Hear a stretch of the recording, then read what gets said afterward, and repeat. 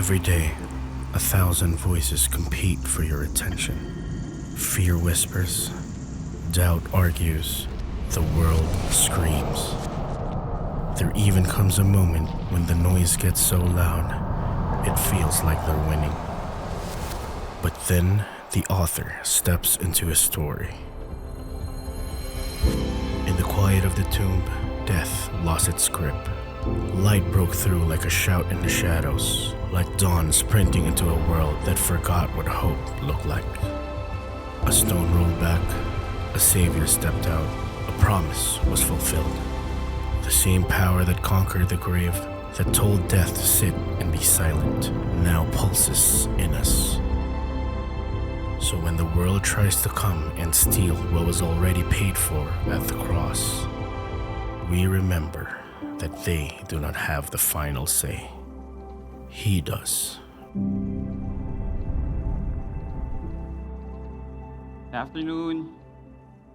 Maybe you're thinking, why am I here? Not Pastor Edry. Currently, Pastor Edry is in Dumaguete with Pastor Desmond.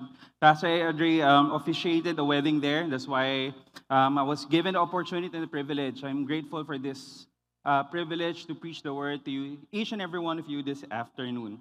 By the way, my name is Francis. I'm one of the campus missionaries here in Victory Las Piñas. And if this is your first time, we want to welcome you to this church. We exist for two reasons, and that is to honor God and make disciples. All right, so right now, we're already in our third week of our series entitled The Final Say. The past weeks, we've tackled the significance and importance of understanding the resurrection power of Jesus in our lives as believers, how important it is for us not just to remember, but be reminded with it always, because this faith that we have is not an empty faith. It has weight. It has substance. That our faith, because Christ resurrected, it's not in vain. That the reason why we can always keep holding on to His promises, the reason why we can always look forward to hope, because of His resurrection. And that impacts not just our lives, but how we think, how we walk it as well. So the first week, we saw how Paul, just a recap, Paul explained that the resurrection event was an actual event. It wasn't made up. In fact, in his letter, in the earlier verses, 1 Corinthians 15, we can see there that Paul was explaining that 500 people experienced Jesus in bodily form, meaning they saw Him. Some of them, they were able to touch Him physically. Not only that, but even through the lives of the people who encountered Him. I mean, just imagine, very unlikely people who didn't believe at Him at first had their lives turned around because they themselves attest to the testimony that Jesus is alive. Actually, it was Paul, one of those people who first persecuted the Christians. They don't want the testimony of the resurrected Jesus, the resurrected Christ, because he doesn't believe in it. But yet, because of that personal encounter, he understood and he knew. And he had a personal encounter that Christ is alive. And we can see that his life turned around from a person who was killing and persecuting Christians now to a person that who's willing to die for that very same message that he was really opposing. That is the resurrection power that we saw, that we heard during the first week. Now, the second week, which was last week, Paul made an argument that if Jesus didn't rise from the dead, actually what we believe in, our faith, is in vain. So he was making a statement there that if Jesus didn't die, our faith is in vain. We are people that most to be pitied, meaning kaawa-awa po tayo bilang mga Kristiyano dahil hindi nabuhay si Jesus. People that when people would look at us, they will pity us because our testimony is not true. And to the point of even misrepresenting God, because what we claim, according to Paul, in his argument, is that it didn't happen. But praise God, at the end of his argument is this, is that he still made a point and said that Christ was risen. He is alive. That the reason why we have hope in this world is because the one who promised to the disciples not only that he will die, rose again 3 days after. That the substance of that promise is true and they can always hold on to it, meaning the integrity of the word of Jesus Christ stands. And even up to this day, that very testament that Christ is risen is still true. Which is why, if you're aware, there are a lot of people, especially Christians, who are in a creative access nation, meaning a nation where Christianity is illegal. But yet and if you believe and you proclaim Christ as real, they will persecute you to the point of death. But these Christians, they still hold on to that promise because they knew and they understood they have encountered the risen Christ. So today, what we're going to do is that we'll reflect, in our third week, we'll reflect on the impact of Christ's resurrection. Yes, I know this by head. I know this as a stock knowledge. I know this because I hear it from church. But what's in it for me? What's its significance in my life? What will it do? What will it do? As we reflect, you know very well that we live in a world filled with uncertainty. Just the gas prices, as an example. We don't know when it's going to drop. We don't know if it's going to maintain its current price or it will go up. We don't know. Uncertainty. We don't know if there will be more wars after that war over here. If there will be war as in a nation closest to us. We don't know. Uncertainty. And we don't know when will justice be served? Still, uncertainty. Not only that, but even in our personal lives, not just in the things around us, we're placed with a lot of uncertainty. When will my answered prayer? When will my prayer be answered? When will the healing come? Will there be a restoration that will happen in our family? We don't know yet. But as we reflect upon as we reflect upon the resurrection of Jesus, even if these things render us defeated or make us think that there's no hope at all, but because of Christ's resurrection, we have the sure promise of life. Not only that, we have also a sure promise. We have an assurance of victory over the enemy or the evil in this world, and we have an unshakable confidence that our faith is not in vain. Meaning, in His triumph over death, us too, as Christians, can hold a claim in His victory because it was given and made available to each and every one of us. So as we learn about this afternoon, can I invite each and every one of you to stand up and as we read the verse, we're doing this to give reverence to God's word. We'll be looking at 1 Corinthians chapter 15, verses 20 to 28. If you have your Bibles with me, with you can read with me. We'll start with verse 20. It says here, "But in fact, Christ has been raised from the dead, the first fruits of those who have fallen asleep. For as by a man came death, by a man has come also the resurrection of the dead. For as in Adam all die, so also in Christ shall all be made alive. But each in his own order, Christ the first fruits, then at his coming, those who belong to Christ. Then comes the end, when he delivers the kingdom to God the Father after destroying every rule and every authority and power. For he must reign until he has put all his enemies under his feet. The last enemy to be destroyed is death. For God has put all things in subjection under his feet. But when it says all things are put in subjection, it is plain that he is accepted who put all things in subjection under him. And in the last verse, when all things are subjected to him, then the Son himself will also be subjected to him who put all things in subjection under him, that God may be all in all. Why don't we pray? Lord, we thank you for your word this afternoon. God, we pray, Lord, that you speak to our hearts. Open our eyes, our minds, and our hearts to what you are saying. And Father, I pray, Lord, through your Holy Spirit, that may you speak life to each and every one of us.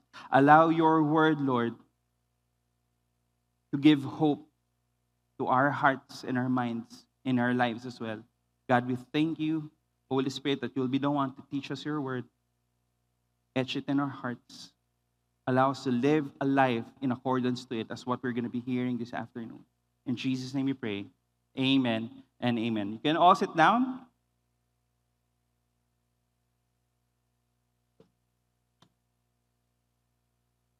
So we'll look into the background of First Corinthians.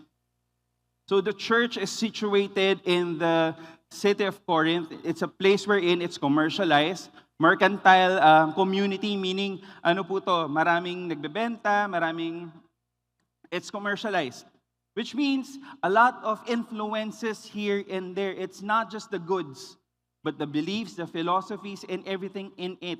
So, even during this time, because there are a lot of things going on in the church, actually, the reason why Paul wrote this was to address a lot of issues. Division, disunity, order in the church, and sexual immorality, a lot of things. And one of them is because it's the place where the church is, a lot of beliefs are there also. There's a big tendency that those beliefs can also creep into the church. So even the point or the thought of the resurrection of Jesus, if it's true or not. So the truth of Jesus' resurrection has always been challenged, even in the days of Paul. In that context, a lot of competing views about eternity and the nature of eternal life. Since Corinth is mostly has a Greek background, so majority of them believe that the physical body was insignificant, meaning this has no value at all. Yes, we have it, but it's just a shell.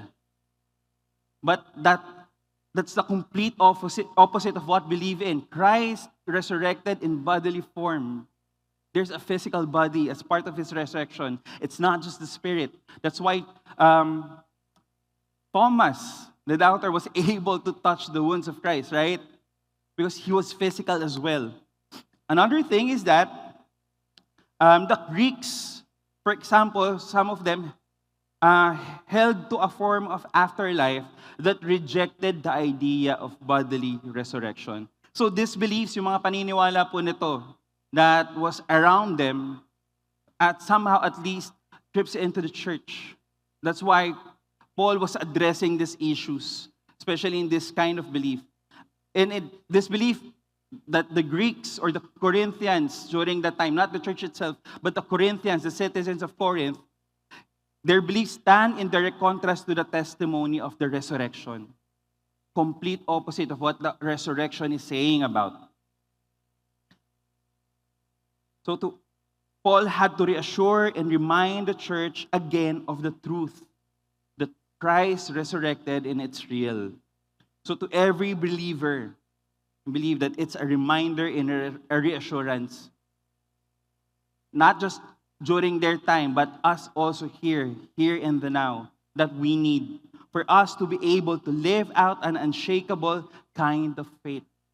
Diba gusto po natin yun, na kahit anong mangyari sa paligid natin, that how we look at things, yes, no matter how hopeful, dark it may be, yet when you go out there, you're still untouched by these very things because you know that you have hope. You're not shaken. Your faith is strong. Even if the reality around you is totally different in the things that you believe. But here's the thing, the reason why we can stand in faith is because of this truth that Christ resurrected. It gives assurance and confidence to each and every believer. Yes, we will face challenges in this life, but you can also stand strong and withstand whatever life may throw at you. Yes, there will be times that we will feel a weakening in our bodies, in our faith at times. But when we go back to this truth, it holds power. Because this truth is real. And it's not banking on a lie or just a hearsay or a rumor. Because the tomb is empty and Jesus really resurrected.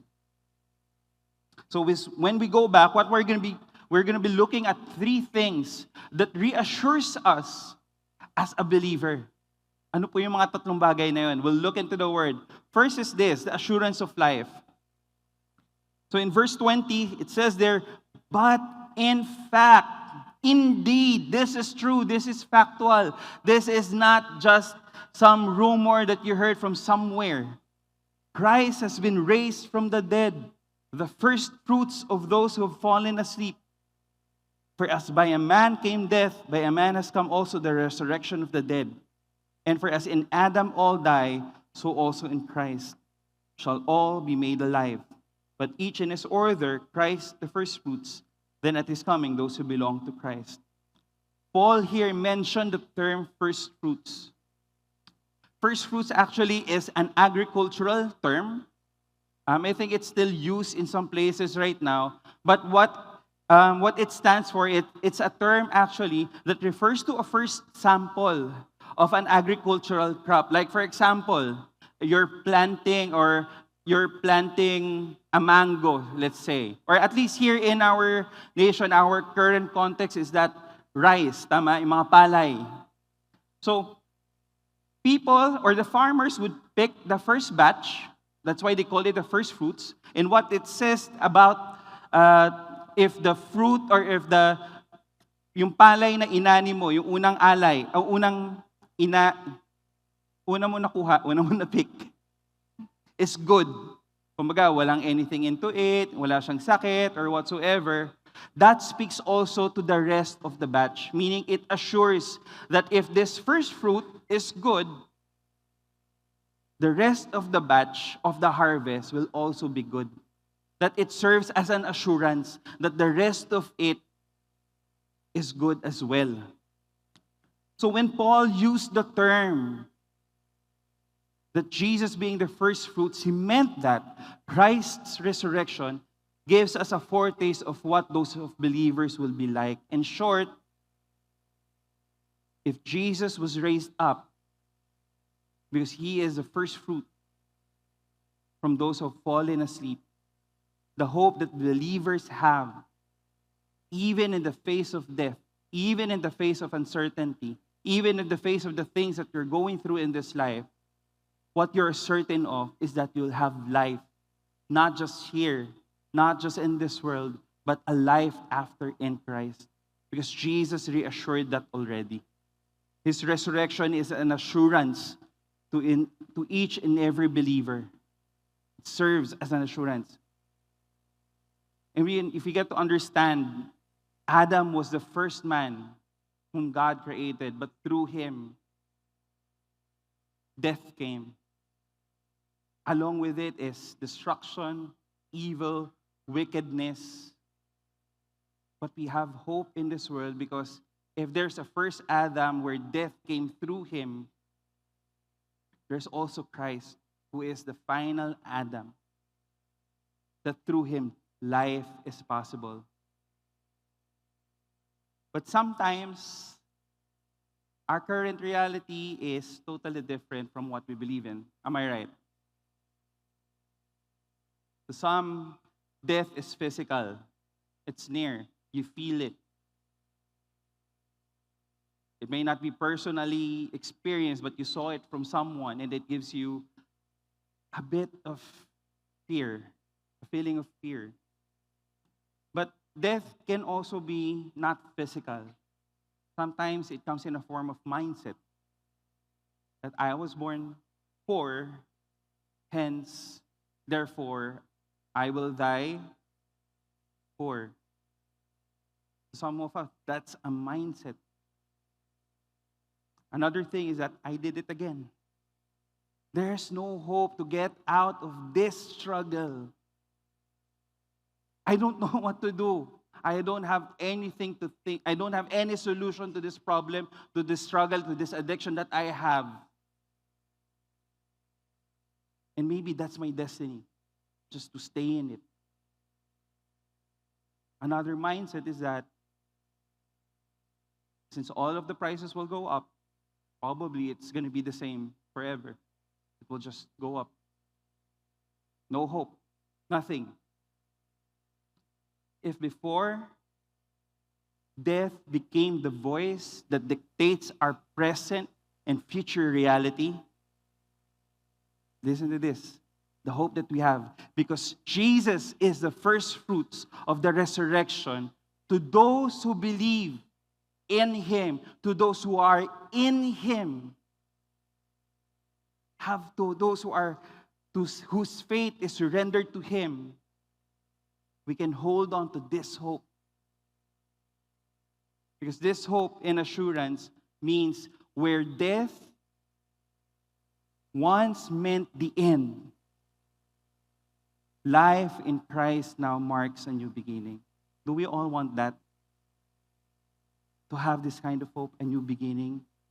That no matter what we face in life, we're still unfazed by the things that we go through. Not that manhid ka na or you're just escaping it. No, you're still in that reality.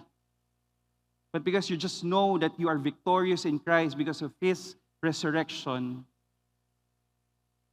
your joy, your peace, your hope cannot be stolen from you. Because it's already secured in the resurrection of Jesus. I remember we visited, this was during the pandemic, that there was a mother of one of our Victory Group leaders. And then, you know what, she was facing the thought and the reality of death. I think it was because of cancer. And the only care that she's receiving during that time was only palliative care because there was no remedy to it already. She was at her last stages. But when we visited her in the hospital, yes, we can see the body is weakened, that it feels like anytime now the Lord will call her home. But when we went there, yes, it was a saddening moment for us. But we also felt the joy. I mean, just imagine, how can you feel joy in the face of that reality? How can you be confident when death is just right at your doorstep? When we were there, the daughter requested for us to have like a praise and worship there, and she was just responding, crying out, remembering that God is good still, even in her situation.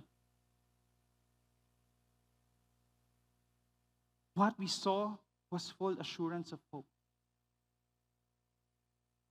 What we saw is that her faith in Christ is fully assured, that her hope in Jesus and what He has accomplished is true. She knew if Christ was raised from the dead, even her will experience life after that. Full assurance. Because you know what? Here's the thing. Our faith in Christ doesn't bring us to an escape, but it still gives us the opportunity and the courage to face the realities that we are experiencing. The assurance that we have. So here's the thing. If in the present, our realities remain the same, prayers are unanswered, sickness are not fully healed, we have still a comfort in this world because our hope and assurance are not affected by our present realities.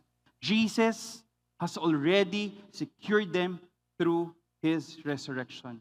Hence, the hope that you have, the faith that you believe in, being in Christ, who is the author, as Martin have said earlier, the author and the perfecter of your faith. The faith that you have in Christ, if you believe and you have a relationship with Him, it's not in vain. Why? Because it's a living kind of hope. 1 Peter 1:3. Remember, this is one of those verses that I held on to during the pandemic. I mean, just imagine the uncertainty that we felt, the stress and the anxiety. All of us here, I do believe, experienced that, right? But God gave His word through this.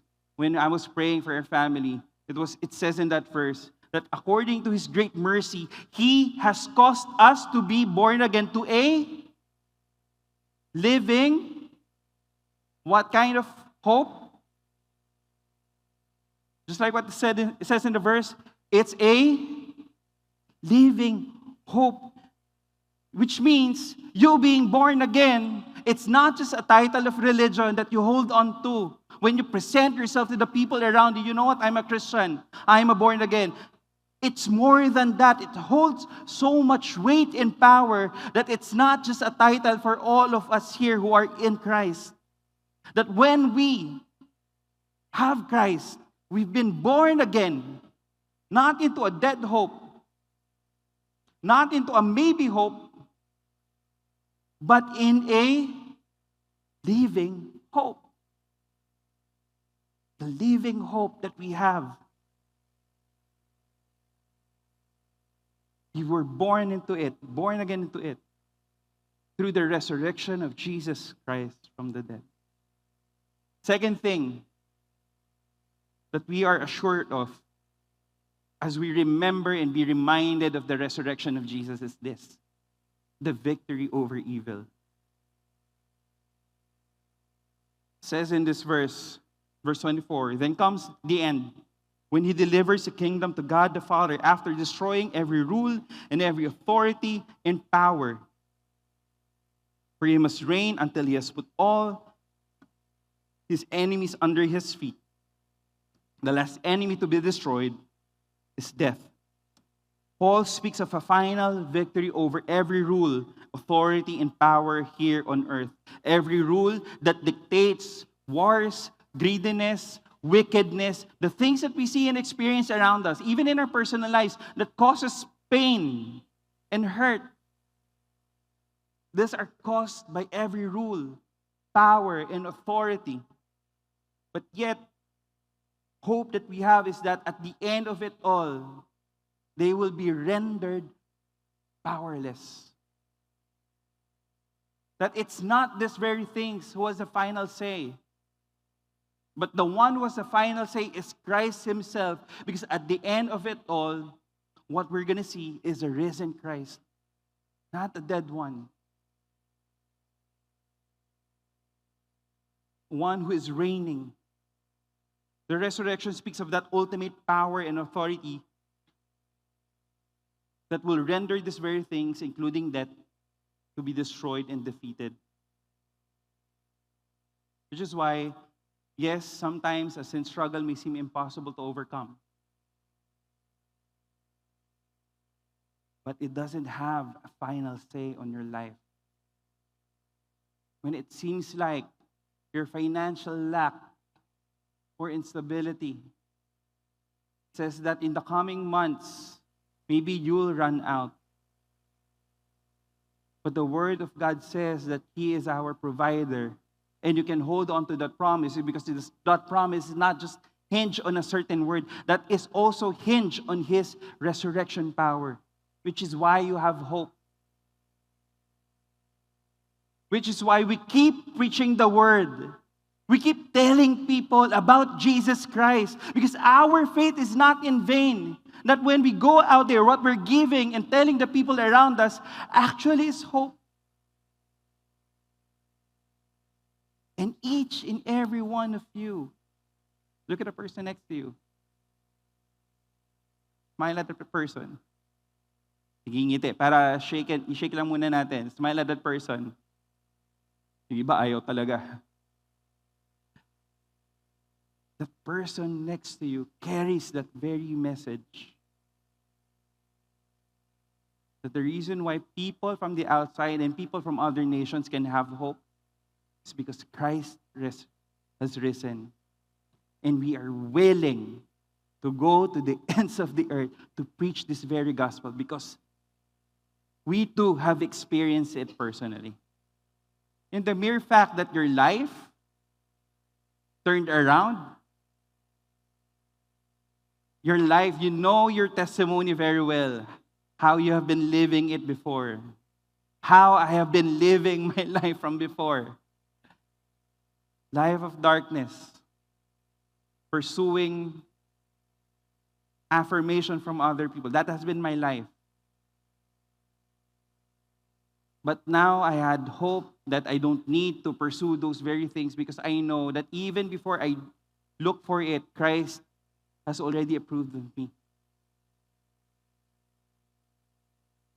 The message of the gospel, and even the thought of resurrection, brings hope to the people around us. If there are people in your places right now that you felt like they're already losing hope, you know what? You're in that perfect place. God placed you there to speak hope to these very people, especially nowadays. A lot of uncertainty, a lot of fear, anxiety. But yet, the resurrection power surpasses and overcomes those things.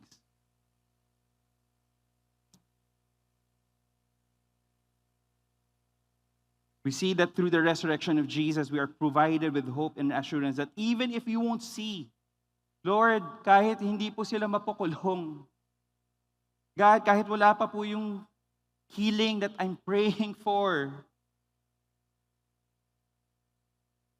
we're still hopeful.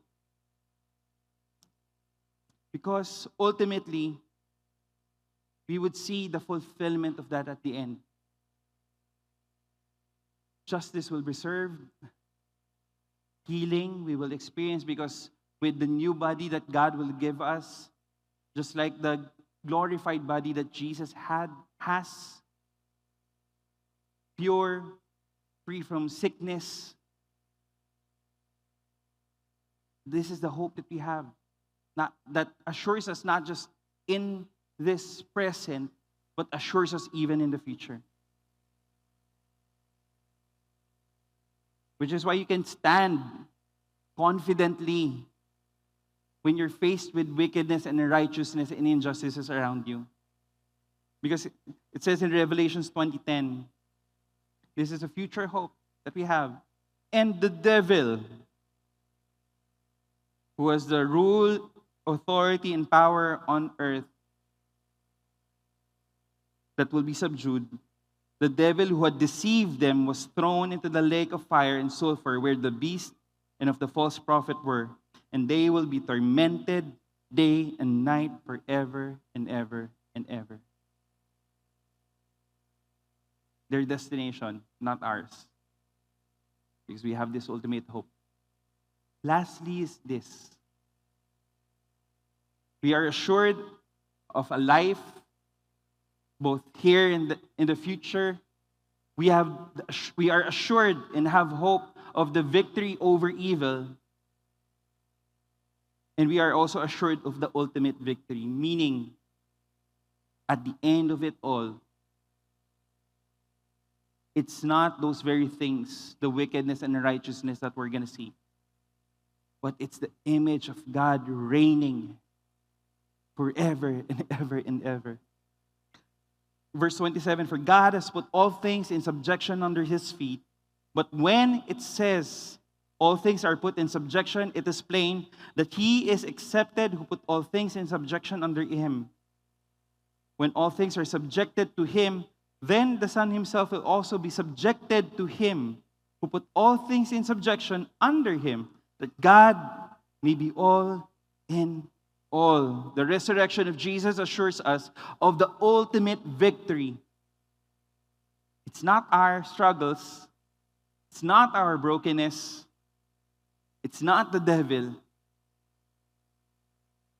whom we will see sitting on the throne, but it is God victoriously sitting on the throne. And we share in that hope and in that victory. That it's a statement that the one who remains in authority and in power, even from the beginning, is God. God reigning in the beginning, God reigning even in the end. God is still God, and He will always be. As I end, as a reminder to each and every one of us, because of Christ's resurrection, we have the sure promise of life, victory over the enemy, and the unshakable confidence that our faith is not in vain. And that in His triumph, we too share in that victory. We can confidently walk on earth in this life because we are certain and assured of the hope that we hold on to. Why don't we pray? God, we thank You of that reminder of the power that You have displayed 3 days after. Thank You, Lord, that if it wasn't for Your resurrection, our hope, our faith will be in vain.